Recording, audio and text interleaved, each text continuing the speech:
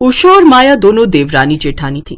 उषा के पति का खुद का एक कारोबार था जो कि अच्छा चल रहा था, लेकिन माया का पति एक छोटी सी दुकान चलाता था, इसलिए उनकी आमदनी जरा कम थी। उन दोनों देवरानी जेठानी की एक बेटी थी। उषा की बेटी का नाम आंचल और माया की बेटी का नाम गीतिका था। वो सभी एक साथ जॉइंट फैमिली में रहते थे।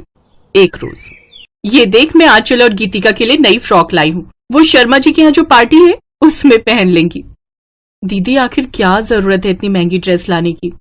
चुप कर तू, वो दोनों ही मेरी बेटियां हैं और मेरे लिए बराबर हैं। मैं गीतिका को भी उतना ही प्यार करती हूँ जितना आंचल को। अब तू चुपचाप से ड्रेस पसंद कर रही है या नहीं? दोनों ही देवरानी जेठानी एक दूसरे की बेटी को भी उतना ही प्यार करती थी जितना खुद की। ऐसे ही समय बीता और दोनों लड़कियां जवान हो गईं। फिर एक रोज, अरे माया, एक बहुत बड़ी खुशखबरी है। अभी मेरी बहन निधि का फोन आया था।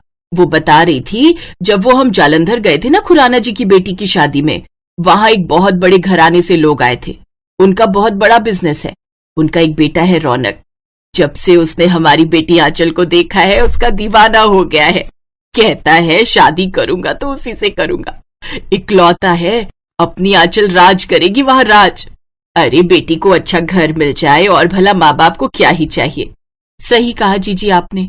माँ बाप गरीब हो या अमीर, सबकी यही सोच होती है कि उसकी बिटिया महलों में राज करे, लेकिन हम सबकी ऐसी किस्मत कहाँ। फोन पर बात आगे बढ़ती है। एक रोज रौनक अपने परिवार के साथ आंचल के घर रिश्ता लेकर आ पहुंचा। दोनों देवरानी जेठानी सुबह से लड़के वालों की खातिरदारी की तैयारियों में लगी हुई थी, तो उन्होंने झट से आंचल को देखकर हाँ कर दी और कुछ देर बाद दोनों तरफ से रिश्ते के लिए हाँ हो जाती है। बहन जी, अब रिश्ता जुड़ ही गया है तो मैं सोच रही हूँ हम आए हैं तो रोका कर ही देते हैं, फिर 2 महीने बाद सगाई और फिर शादी कर देंगे। आप ठीक कह रही हैं। आप हमें थोड़ा वक्त दीजिए, तब तक आप गेस्ट रूम में आराम कर लीजिए। आप लोग भी थक गए होंगे, तब तक हम रोके की तैयारी कर लेते हैं। मेहमानों को गेस्ट रूम में छोड़कर वो दोनों रोके की तैयारी में लग जाती हैं। दीदी, फल और मिठाई तो कम रहेगा, इतने बड़े लोग हैं तो ऐसे रोका करना ठीक नहीं रहेगा। आप एक सोने का सिक्का, 10 किलो मिठाई और सबके लिए एक जोड़ी कपड़े मंगवा लो। तो बिल्कुल ठीक कह रही है, एक नहीं 5 सोने के सिक्के और दामाद जी के लिए भी 5 जोड़ी कपड़े मंगवा लेती हूँ, बाकी एक एक जोड़ी सबके लिए। अरे भाई, एक ही तो दामाद है हमारा। सुनिए जी, आप जल्दी से बाजार जाकर सामान ले आइए, तब तक हम बाकी तैयारियों में जुट जाते हैं। उषा अपनी इकलौती बेटी की शादी बड़ी धूमधाम से करना चाहती थी, इसलिए वो दिल खोलकर पैसा बहाती है। इसी तरह 3 घंटे में वो पूरी तैयारियां कर लेते हैं। कुछ देर बाद, आओ माया, आगे आकर दामाद जी को सोने का सिक्का, कपड़े और मिठाई दो। लेकिन दीदी, मैं क्यों? अरे तू भी तो आंचल की माँ ही है।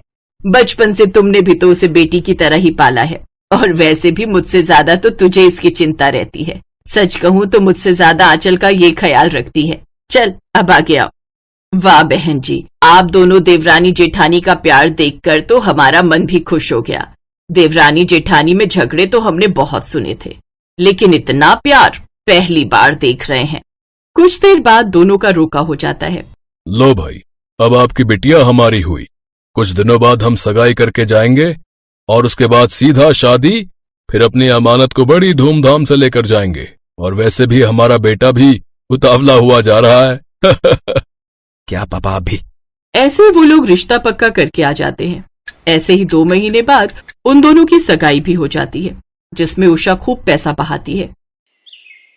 सगाई के 1 हफ्ते बाद रौनक की माँ के पास एक फोन आया, जिसे सुनते ही कौशल्या हैरान रह गई और उसने उषा को फोन मिला दिया।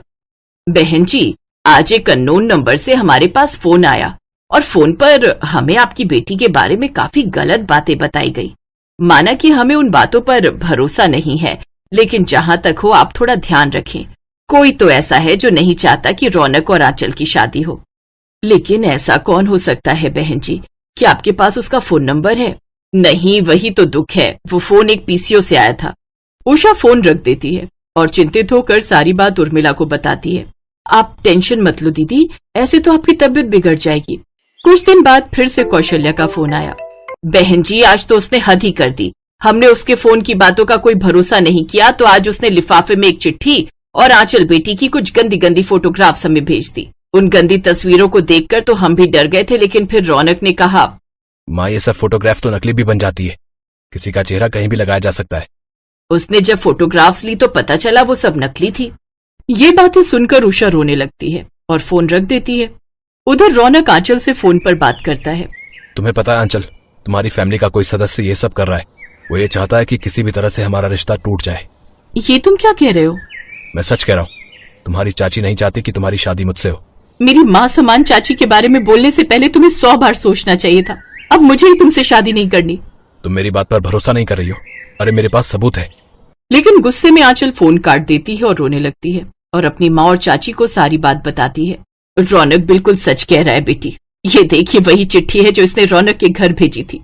इसकी हैंडराइटिंग तो पहचानती है न तू? अब बता उर्मिला, तूने ऐसा क्यों किया? मुझे माफ कर दो दीदी, ईर्ष्या और जलन ने अंधा कर दिया था मुझे। जब से शादी पक्की हुई है आप लोग पानी की तरह पैसा बहा रहे हो। इतना धन प्रदर्शन इसलिए कि आपकी बेटी की बड़े घर में शादी हुई है। क्या हम मिडिल क्लास अपनी बेटी का रिश्ता बड़े घर में नहीं कर सकते? आपकी ये लाखों की शादी देखने के बाद आखिर कैसे मिलेगा मेरी बेटी के लिए बड़ा घर? और अगर मिल भी गया तो वो भी यही चाहेंगे कि आपकी तरह हम भी पानी की तरह पैसा बहाएं। जो उषा की देवरानी ने किया वो गलत था, लेकिन कहीं न कहीं ये बात भी सच है कि शादियों में पानी की तरह बहने वाला पैसा कहीं न कहीं मिडिल क्लास लोगों की कमर भी तोड़ रहा है। उषा को भी अपनी इस गलती का एहसास हुआ और उसने अब सामान्य तरीके से अपनी बेटी की शादी रौनक संग खुशी खुशी